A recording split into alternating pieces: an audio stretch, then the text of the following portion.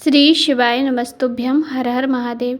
पूज्य गुरु जी की कथा जो जसपुर छत्तीसगढ़ में चल रही है, दूसरे दिन की कथा में आज गुरु जी ने दो बिल्कुल नए उपायों की जानकारी दी है जो आपको अपने घर पर ही करने हैं। कुछ आदतों में सुधार करना है जिससे आपके जीवन की कठिनाइयाँ दूर हो सकें।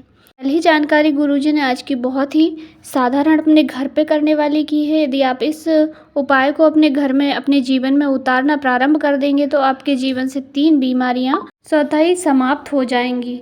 अपने परिवार में भी इस बात को अवश्य ही शेयर करें ताकि सब इस उपाय को कर सकें और सभी की बीमारियां दूर हों। गुरुजी ने कहा, पहले के लोग जो है पानी पीते थे, खाना खाते समय पानी लेकर ही बैठते थे। जब भोजन करते थे तो अपना गिलास अपना लोटा लेकर ही बैठते थे। तो इसका भी एक रीज़न है, इसका एक कारण है कि यदि हम अपना खुद का पानी लेकर बैठते हैं तो हमें पितरों का आशीर्वाद प्राप्त होता है, क्योंकि जिस भी बर्तन में हम पानी रखते हैं, मटके में, परिंदे में, बाल्टी में, गुंड में, हंडे में, जिसमें भी आप पानी रखते हैं वहाँ पर पितरों का वास होता है। और यदि हम खुद का पानी लेकर पीते हैं तो पितरों के द्वारा हमें आशीर्वाद प्राप्त होता है, जिससे हमें 3 प्रकार के रोगों से मुक्ति मिल जाती है। एक तो रीढ़ की हड्डी, पीठ के पीछे के हिस्से में दर्द होना या कंधे दुखना।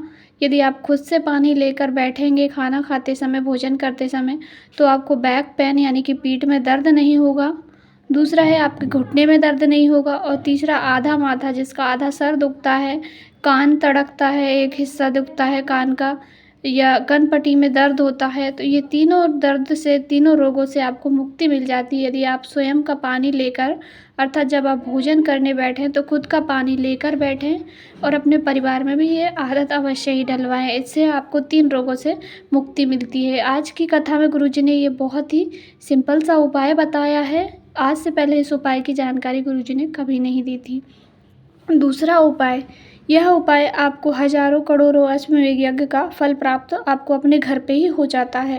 गुरुजी ने कहा, यदि आप बेलपत्री के वृक्ष की एक भी परिक्रमा लगा लेते हैं तो आपको हजारों अश्वमेध यज्ञ के समान पुण्य प्राप्त हो जाता है। तो आपके भी घर के आसपास या घर में, मंदिर में, कहीं पर भी बेलपत्री का वृक्ष हो तो आप बेलपत्री के वृक्ष की रोज़ कम से कम 1 परिक्रमा लगाएं। रोज़ नहीं लगा सकते तो सोमवार के दिन आप मंदिर जाएं तो आप उस दिन लगा सकते हैं, या मासिक शिवरात्रि पर जाएं तो, या प्रदोष के दिन जब आप जाएं मंदिर, जब आपको बेलपत्री का वृक्ष मिले तो आप 1 परिक्रमा बेलपत्री की अवश्य लगाएं। इससे आपको 1000 अश्वमेध यज्ञ का फल प्राप्त होगा।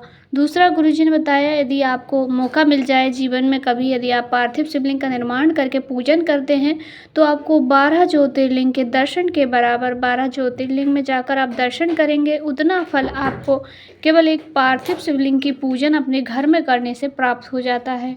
तो आप नियम जरूर से बनाएं कि कम से कम महीने में 1 बार मासिक शिवरात्रि पर अपने घर में पार्थिव शिवलिंग बनाकर पूजन जरूर करें। आप चाहें तो सोमवार के दिन भी बना सकते हैं या प्रदोष पर मासिक शिवरात्रि सबसे सर्वश्रेष्ठ दिन होता है भोलेनाथ की आराधना करने का।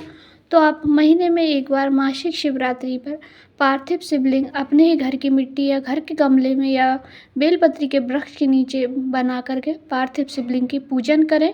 इससे आपको 12 ज्योतिर्लिंग का पुण्य प्राप्त हो जाता है। ये दोनों ही उपाय आज ही की कथा के हैं। और अगला है, गुरुजी ने आज की कथा में कहा, जब आप जीवन में बहुत विषम परिस्थितियों में पड़ जाओ, जब आपको कुछ समझ में ना आए, तो आप बाबा के भरोसे रखकर, भोलेनाथ का भरोसा रखकर आप उनकी आराधना में लग जाइए। अर्थात आप 1 लोटा जल चढ़ाइए और बाबा का मंत्र जाप जितना आपसे बन सके, चाहे सुबह टाइम, दोपहर टाइम, शाम टाइम, 3 टाइम भोलेनाथ की आराधना करने का समय होता है। सुबह में आपको समय नहीं मिल पाता है, सुबह में काम ज़्यादा रहता है तो आप दोपहर में करें। दोपहर में भी आपको समय नहीं मिल पाता है तो आप शाम को प्रदोष काल में भोलेनाथ की, भले ही आप 2 मिनट करें, 5 मिनट करें, पर बाबा की आराधना अवश्य करें। आराधना से मतलब है आप थोड़ी देर मंत्र जाप कर सकते हैं।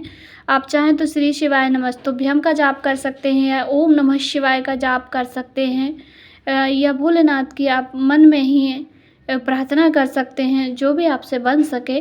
चाहे तो आप 1 माला रुद्राक्ष की जप सकते हैं, अर्थात 108 बार। माला नहीं है तो आप 108 कुछ भी गिन के वस्तु रख सकते हैं। 108 बार आप बाबा का नाम स्मरण करें। इसमें ज़्यादा समय नहीं लगेगा, आपको 2 से 3 मिनट लगेंगी। दिल से आप बाबा की आराधना करें, दिल से प्रार्थना करें। आपको जो भी कार्य में अटकली आ रही है वह कार्य आपका पूरा होने लगेगा और आपके रास्ते भोलेनाथ अवश्य ही निकाल देंगे। आज की कथा में गुरुजी ने इन्हीं सभी जानकारी दी है। आज की वीडियो आपको थोड़ी सी उपयोगी लगी हो, पसंद आई हो तो वीडियो को लाइक। गुरुजी के रोज के उपाय, कथा के उपाय जानने के लिए चैनल को ज़रूर से सब्सक्राइब करें। हमसे जुड़े रहने के लिए चैनल को सब्सक्राइब करें। कहीं कुछ समझ नहीं आए तो आप कमेंट के ज़रिए कुछ भी पूछ सकते हैं, आपको आपका रिप्लाई ज़रूर मिलेगा। हर हर महादेव।